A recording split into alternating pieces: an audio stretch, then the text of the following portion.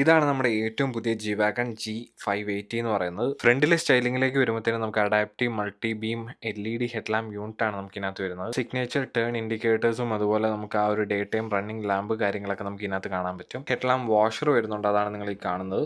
അതുപോലെ നിങ്ങൾ ഇതിൻ്റെ ഡിസൈൻ കണ്ടു കഴിഞ്ഞിട്ടുണ്ടെങ്കിൽ ഇതിൻ്റെ ബോണറ്റ് കുറച്ചും കൂടെ റേസ്ഡ് ആയിട്ടുള്ള ഒരു ബോണറ്റ് ആണ് നമുക്ക് ഇനി വരുന്നത്. ബെറ്റർ എയർ ഫ്ലോയിന് വേണ്ടിയാണ് അവർ ആ ഹുഡ് കുറച്ചും കൂടെ ഹൈ ആയിട്ട് പ്ലേസ് ചെയ്തേക്കുന്നത്. സൈഡിലേക്ക് വരുമ്പോഴത്തേനും നമുക്ക് ബോഡി കളേർഡ് ആയിട്ടുള്ള ഫെൻഡേഴ്സ് ആണ് വരുന്നത്. അതുപോലെ ടയേഴ്സ് വരുന്നത് നമുക്ക് 20 ഇഞ്ചിന്റെ ഹൈ പ്രൊഫൈൽ ടയേഴ്സ് ആണ് നമുക്ക് ഇതിനകത്ത് കിട്ടുന്നത്. ഈ വണ്ടിയിൽ നമുക്ക് AMGന്റെ പാക്കേജ് ഉള്ളതുകൊണ്ട് തന്നെ നമുക്ക് അലോയ് വീൽസ് ഒക്കെ നമുക്ക് AMGന്റെ സ്പെക്കിലാണ് നമുക്ക് അലോയ് വീൽസ് വരുന്നത്.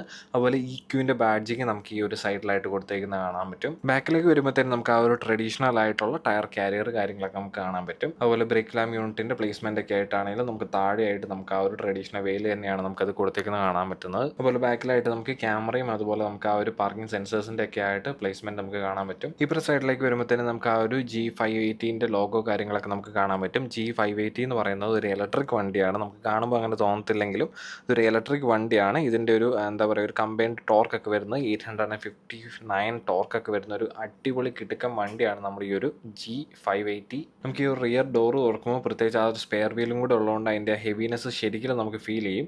അകത്തോട്ട് വരുമ്പോഴത്തേനും നമുക്ക് നല്ല സ്പേസ് വരുന്നുണ്ട്, രണ്ട് സൈഡിലായിട്ട് ലൈറ്റ് വരുന്നുണ്ട്, അതുപോലെ നമുക്ക് ചെറിയൊരു കാർഗോ സ്പേസ് വരുന്നുണ്ട്, കാർഗോ നെറ്റ് വരുന്നുണ്ട്, ചെറിയ ഹുക്ക് കാര്യങ്ങളൊക്കെ കൊടുത്തിട്ടുണ്ട്, മേളിലായിട്ട് ലൈറ്റ് കൊടുത്തിട്ടുണ്ട്. LED ലൈറ്റ്സ് ആണ് നമുക്ക് ഇതിനകത്ത് വണ്ടിയിൽ എല്ലായിടത്തും കാണാൻ പറ്റുന്നത്. ബാക്കിൽ ഡോറിൻ്റെ പാഡിംഗ് ഒക്കെ ആണെങ്കിൽ വളരെ ബെൻസ് ആയതുകൊണ്ട് തന്നെ അതിൻ്റെ ആ ഒരു സെറ്റപ്പിൽ തന്നെ അവർ ചെയ്തേക്കും നമുക്ക് കാണാൻ പറ്റും. മൊത്തം ഇതിൻ്റെ ഹിഞ്ചിൻ്റെ വർക്കാണെങ്കിലും പെർഫെക്ഷൻസ് ആണെങ്കിലും അതുപോലെ എന്താ പറയുക സൈഡിൽ ഓരോരോ ചെറിയ ഡീറ്റെയിലിംഗ് ആണെങ്കിലും വളരെ പ്രിസൈസും അതുപോലെ എന്താ പറയുക വളരെ നീറ്റായിട്ടാണ് അവർ ചെയ്തേക്കുന്നത്. മൊത്തത്തിൽ വണ്ടി നല്ല ഹെവിയാണ്. നമുക്ക് ഡോറ് തുറക്കുമ്പോൾ അടയ്ക്കുമ്പോഴൊക്കെ അത് നമുക്ക് ശരിക്കും ഫീൽ ആവും. നമുക്കിനി അകത്ത് കയറി അകത്ത് എങ്ങനെയുണ്ടെന്ന് നമുക്ക് ചെക്ക് ചെയ്ത് നോക്കാം. അകത്തോട്ട് കയറിയിട്ട് നമ്മൾ സൈഡിൽ ഡോർ പാഡിലേക്ക് വരുമ്പോഴത്തേനും നമുക്ക് വിൻഡോയിൻ്റെ കൺട്രോൾസ് ഒക്കെ നമുക്ക് ആ ഷോൾഡർ ലൈനിലായിട്ടാണ് വരുന്നത്.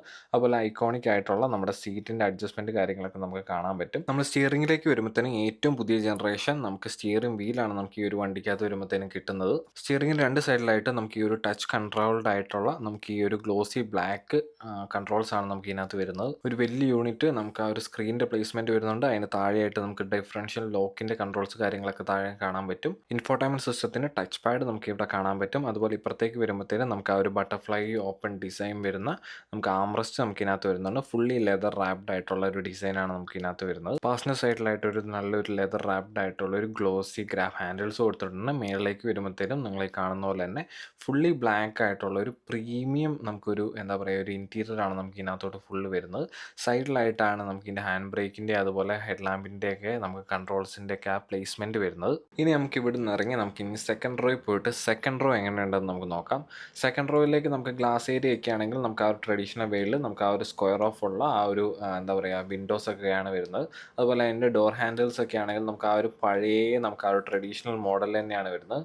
നമ്മളിനി അകത്തോട്ട് കയറി കഴിയുമ്പോഴത്തേനും നമുക്ക് ഡോർ പാഡിലായിട്ട് നമുക്ക് ആ ഒരു സൗണ്ടിൻ്റെ നമുക്ക് ബെർമിസ്റ്ററിൻ്റെ സൗണ്ട് സിസ്റ്റം വരുന്നുണ്ട്. അതുപോലെ സൈഡിലായിട്ട് ഹീറ്റഡ് സീറ്റ്സിൻ്റെ ബട്ടൺസും കാര്യങ്ങളൊക്കെ കാണാൻ പറ്റും. അകത്തോട്ട് കയറി ഇരുന്ന് കഴിയുമ്പോഴത്തേനും നമുക്ക് ആ ഇൻസ്റ്റൻ്റ്ലി നമ്മൾ കംഫർട്ട് ആവുന്ന രീതിയിലുള്ള ആ ഒരു സീറ്റിംഗ് പൊസിഷനാണ് നമുക്ക് വരുന്നത്. കുറച്ചും കൂടെ ഹൈ ആയിട്ടുള്ള നമുക്കൊരു പൊസിഷൻ വരുന്നുണ്ട്. നടുക്കായിട്ട് നമുക്ക് AC കൺട്രോൾസ് കാണാൻ പറ്റും. അതുപോലെ AC വെൻസ് നമുക്കിങ്ങനെ നടുക്കായിട്ട് നമുക്ക് ഇങ്ങനെ കാണാൻ പറ്റും.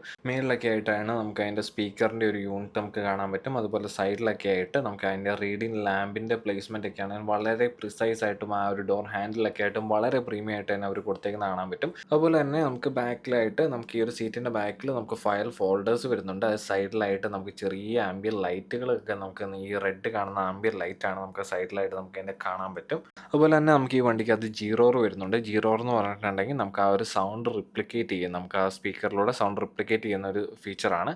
അതുപോലെ നമുക്ക് ബാക്കിലേക്ക് വരുമ്പോഴത്തേക്കും നമുക്ക് ക്യാമറസും കാര്യങ്ങളൊക്കെ നല്ല ടോപ്പ് നോച്ചിൽ തന്നെയാണ് നമുക്ക് ഇവർ സെറ്റ് ചെയ്തേക്കുന്നത്. അതുപോലെ നമുക്ക് ഇതിൻ്റെ സീറ്റ്സ് ഒക്കെ ആണെങ്കിലും അതിൻ്റെ ബോൾസ്റ്റേഴ്സ് ഒക്കെ ആണെങ്കിലും വളരെ കംഫർട്ടബിൾ ആയിട്ട് നമുക്ക് ഇരിക്കാൻ പറ്റുന്ന ഒരു രീതിയിലാണ് അതിൻ്റെ സെറ്റിംഗ് കാര്യങ്ങളൊക്കെ തന്നെ. ഡോർസ് ഒക്കെ ആണെങ്കിൽ നമുക്ക് വൈഡ്ലി ഓപ്പൺ ചെയ്യാൻ പറ്റുന്ന വലിയ ഡോർസ് നമുക്ക് വരുന്നുണ്ട്. 0 to 100 വരുന്നത് നമുക്ക് 4.6 സെക്കൻഡിലാണ്. അതുപോലെ തന്നെ നമുക്ക് എസ്റ്റിമേറ്റ് റേഞ്ച് വരുന്ന ഒരു 385 to 400 അതാണ് അതിൻ്റെ ഒരു എസ്റ്റിമേറ്റ് റേഞ്ച് വരുന്നത്.